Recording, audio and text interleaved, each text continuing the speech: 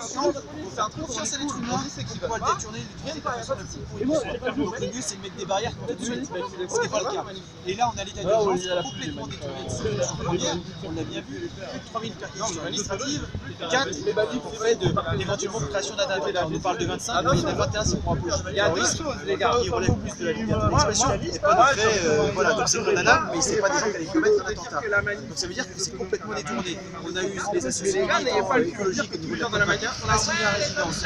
Il est admissible. On a posé la question, c'est soit des gens dangereux qui est passé au tribunal, soit ils sont pas dangereux, ils ont le droit de s'exprimer. Rebelote, ça a recommencé hier, enfin on a la semaine hier ou avant-hier, avec 20 interdictions de manifester. Pareil, même chose, soit c'est des gens qui sont dangereux et qui poignent des armes répréhensibles par la loi, qui passent au tribunal, ils ont le droit à une défense petite devant le... On anticipe sur ce que les gens pourraient faire, sur ce qu'ils ont fait concrètement. Là c'est la preuve cette semaine, hein. Ça a été le cas. Et ce qui fait qu'une chose, ça attise les tensions.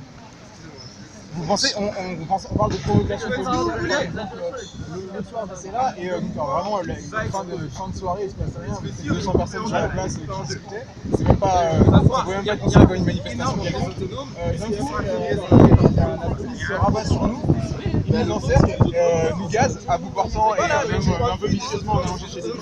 Qu'est-ce que vous pensez de cette attitude-là, que je qualifierais personnellement en tout cas de provocation policière? Là c'est pour dégager la place, mais quel besoin, quelle nécessité? Comment est-ce que vous expliquez ça et comment est-ce que vous le comprenez? Ce qu'on comprend, c'est qu'il y a beaucoup de gens qui ont un sentiment d'injustice pour avoir vécu dans les manifestations du côté cortège au travail avec la CGT à défiler. Effectivement, j'ai été gazé aussi, je me suis pris des grenades lacrymo. Il y a un sentiment d'injustice en vouloir contre la force de l'ordre qui est directement présente. Mais on rappelle que sur des dispositifs comme ça, ils ne peuvent pas agir d'initiative. Il y a des gens qui donnent les ordres, qui sont dans des bureaux bien dorés et qui utilisent le peuple contre le peuple. Et nous, on voudrait que les gens prennent conscience de ça. Moi, en tant que policier, je le sais. Bon, je me suis fait gazer, j'ai dit, ben voilà. À un moment, je me suis dit, ceux qui ne sont pas policiers, qui ne savent pas comment ça marche, peuvent avoir un grand sentiment d'injustice et de vouloir dire en voulant aux forces de l'ordre. Ce qu'on voudrait passer comme message, c'est attaquez-vous à l'État. C'est inadmissible que l'État nous traite comme ça. Portez plainte contre l'État. Excusez-moi, vous êtes policier de formation? Je suis policier en service. J'ai la moitié de mon temps. Là, aujourd'hui, non. Et du coup, juste ce que vous disiez, c'est super intéressant parce que moi j'ai le sentiment, je pense que beaucoup de gens ont le sentiment, il y a énormément de gens qui balancent rien sur la police par respect, on va dire, ou parce que par peur ou quoi, parce qu'ils ont pas envie de le faire tout simplement.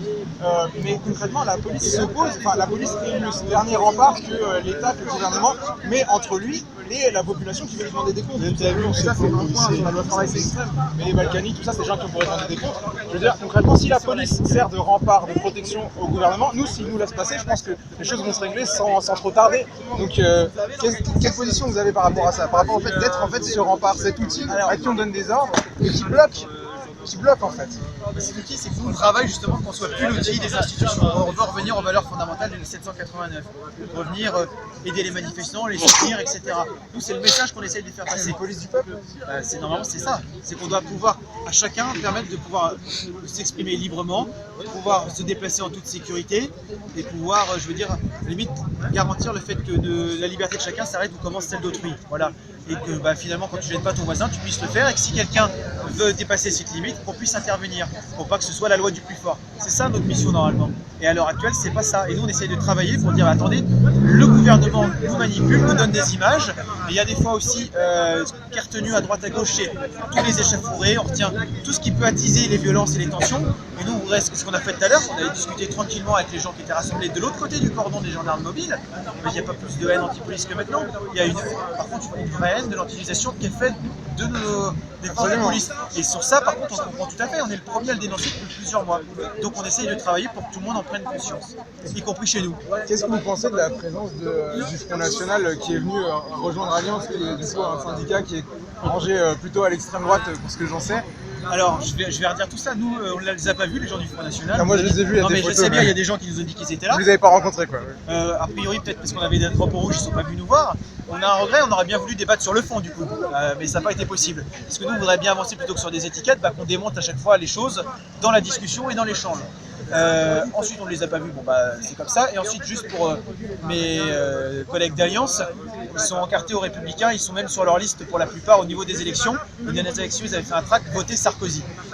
Donc ils sont peut-être à la droite des Républicains, mais ils sont aux Républicains.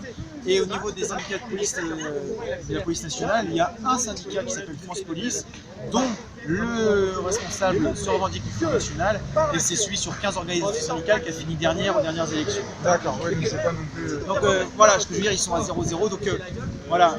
À quel moment est-ce que vous pouvez décider en tant que corps armé et que dernier rempart entre la colère du peuple, la colère sainte, j'ai envie de dire, du peuple, la colère juste en tout cas du peuple, et un gouvernement corrompu qui veut mettre le pays à genoux pour des intérêts qui sont peut-être même pas les, enfin à part financièrement sur le court terme, mais peut-être les leurs, mais juste à quel moment est-ce que vous retournez les armes, à quel moment est-ce que vous êtes avec le peuple, à quel moment est-ce que c'est possible, quelles sont vos alternatives à vous? Les alternatives, c'est déjà de travailler, l'émotion, c'est de faire un discours et de passer le message, de demander à tous les gens qui sont des citoyens qui connaissent des policiers de leur passer le message en disant il n'y a pas que les policiers, les syndicats que vous voyez